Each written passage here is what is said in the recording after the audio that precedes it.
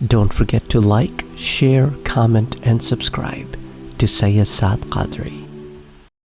السلام علیکم ورحمۃ اللہ وبرکاتہ۔ آج کا درس بڑا مختصر ہوگا۔ اس کے اندر میں آپ سے 3 ٹرمینالوجیز کے بارے میں بات کرنا چاہتا ہوں جن کا تعلق جو ہے وہ تصوف سے ہے، تزکیۃ النفس سے ہے۔ یا آپ نے الفاظ پہلے سنے تو ہوں گے لیکن اس کی فہم بھی ہونا ضروری ہے۔ پہلا ورڈ جو میں آپ سے ذکر کرنا چاہتا ہوں وہ تقویٰ ہے کہ تقویٰ کیا ہوتا ہے، دوسری بات ورا کسے کہتے ہیں، اور تیسری بات زہد کیا ہوتا ہے۔ دیکھیں، تقویٰ اور ورا یہ وہ چیزیں ہیں جو وہ لوگ جو صحیح معنوں میں اپنے اعمال پر نظر رکھتے ہیں وہ ان دونوں چیزوں کو اپناتے ہیں۔ تقویٰ ہوتا کیا ہے؟ عام زبان میں اسے آپ پرہیزگاری کہتے ہیں، یعنی کہ ہر گناہ سے بچنا، ہر وہ شے جو گناہ ہے۔ اس کا تعلق عام فہم زبان میں جسم کو ہر گناہ سے بچانے کا نام تقویٰ ہوتا ہے۔ جسم کو، یہ ظاہری جسم جو ہوتا ہے، یہ ہاتھ ہو گئے، پیر ہو گئے، زبان ہو گئی، آنکھ ہو گئے، کان، یہ تمام چیزیں جو ظاہری جسم میں داخل ہوتی ہیں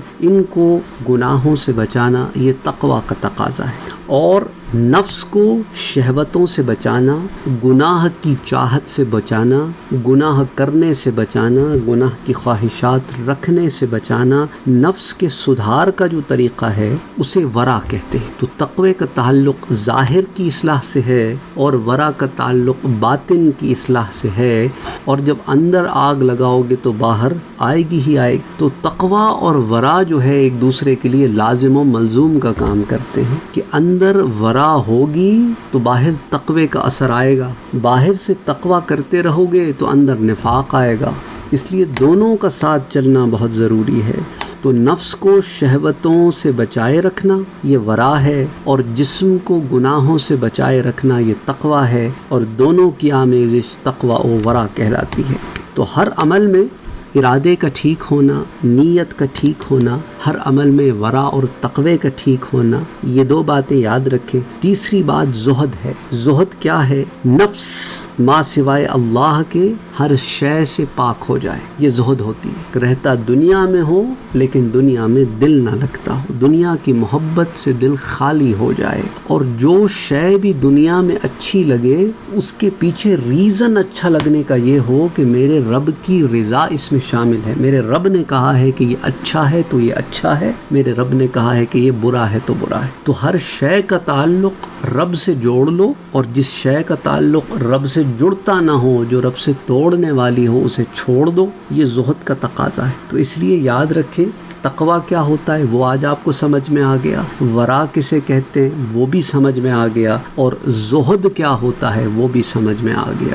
اب اس کو پیدا کرنے کے لیے لوگ کہتے ہیں سر کوئی بک ریکمنڈ کر دے۔ یہ کتابوں سے پیدا ہونے والی چیز نہیں ہے، یہ عملی مشقیں ہیں۔ ایسے ہی ہے آپ مجھے کہیں کہ میں آپ کو سوئمنگ کی کوئی کتاب دے دوں تاکہ آپ سوئمنگ سیکھ جائیں، نہیں، سوئمنگ سیکھنے کے لیے آپ کو پانی میں اترنا پڑے گا۔ الجبرا کرنے کے لیے آپ کو الجبرا کے مسائل کو، پرابلمز کو سالو کرنا پڑے گا۔ آپ گھر میں بیٹھے ہوئے نائٹرک ایسڈ کے ایکسپیریمنٹ نہیں کر سکتے، اس کے لیے آپ کو لیب میں جانا پڑے گا۔ سمجھ آ رہی ہے بات؟ تو یہ مشقیں درکار ہوتی ہیں، اس کے لیے پھر آپ کو کسی کامل پیر سے رابطہ کرنا چاہیے جو ان معاملات کے اندر ایکسپیرینس بھی رکھتے ہیں اور ایکسپرٹیز بھی رکھتے ہیں۔ میرے جیسے گناہ گار آدمی، خطا کار آدمی کے پاس آپ نہ آئیں، ہمیں تو اپنی کوئی خبر نہیں، اپنا کچھ پتہ نہیں، ہمارا تو بہت برا حال ہے۔ بہرحال مقصد یہ تھا کہ آپ کو یہ 3 باتیں سمجھا دی جائیں تاکہ آپ کے وہ سوالات جو اتنے عرصے سے آ رہے ہیں وہ بھی، ان کا جواب بھی مل جائے۔ اور اگین آپ سے وہی درخواست ہے کہ کمنٹ سیکشن میں